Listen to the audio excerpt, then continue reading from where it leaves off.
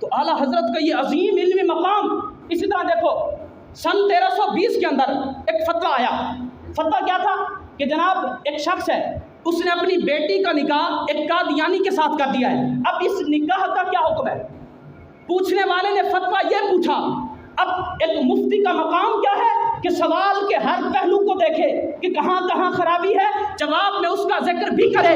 امام اہل سنت نے جب یہ فتویٰ دیکھا, آپ نے فرمایا نکاح تو باطل ہے ہی ہے. اگلی بات سننا, میرے امام نے کہا کہ جس شخص نے اپنی بیٹی کا نکاح قادیانی کے ساتھ کیا ہے, یقیناً اس نے قادیانی کو مسلمان سمجھتے ہوئے کیا ہوگا.